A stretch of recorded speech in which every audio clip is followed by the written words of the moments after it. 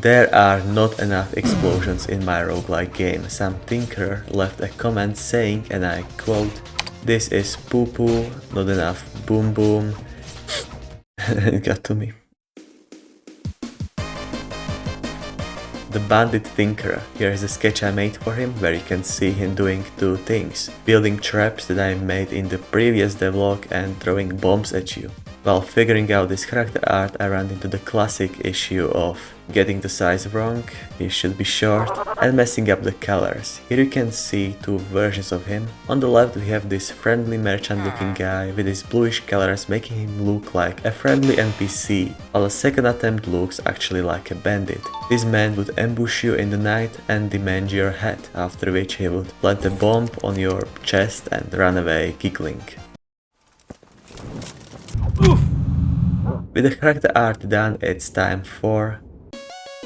I imported him into Spine 2D Pro, which I used to create my animations, and gave him bone setup meshes along with inverse kinematics, resulting in a pretty cool rig. While making it, I accidentally discovered the physics bones that I used to simulate his head, so I don't have to do it manually, and it's like the coolest thing ever. I abused this like 4 times, hope it won't cause any issues in the future, smiley face. I made a quick idle and move animation and exported him into Unity. I wrote some simple code to make him functional, and now we have a short king that likes to keep his distance away from the player. You see how he is almost falling over while running? Is he drunk, or maybe the physics bones I may overuse are working in runtime, which would be absolutely crazy. I can't believe them. That is removed, which means it's time for casual terrorism.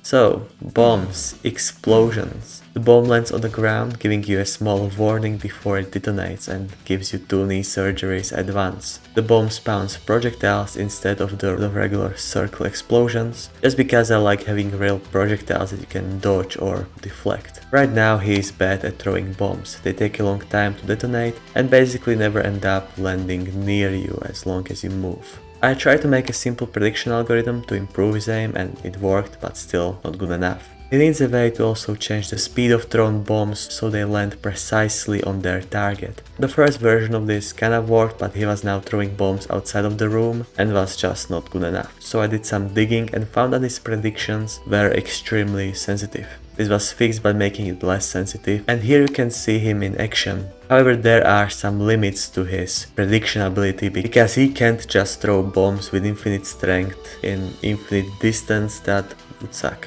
Now he can finally be efficient while committing acts of terrorism. That's a job well done. Right now there is just a small issue. When you move closer to him, he backs away. That is supposed to happen. But when you push him far enough into a corner, he gets a seizure or whatever, freezes and just continues running backwards into a wall. This is quite a problem, but as with any problems in your life, it can easily disappear if you just throw enough bombs at it.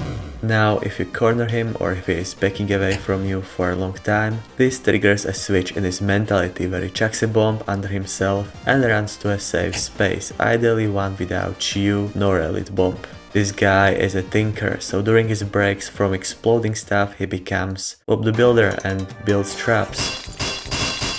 Yay! I gave him a hammer that he pulls out during his building animations because I find it really funny seeing this menace to society using a hammer, hammering the ground.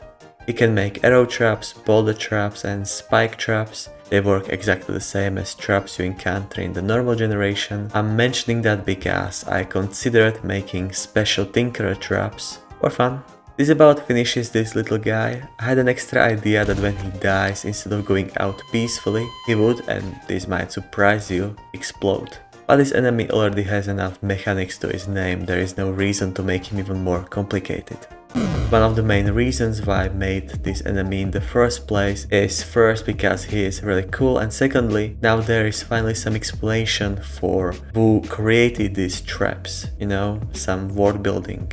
This is the last enemy I'm making in this prototype stage of this game, which means that I'm getting close to releasing a demo. I already have a demo out, but that's the old version of the game from like a 1 and something year ago, which is a long time. So thank you for watching, subscribe to support Betrayed Realm and its hopefully upcoming demo, and bye bye.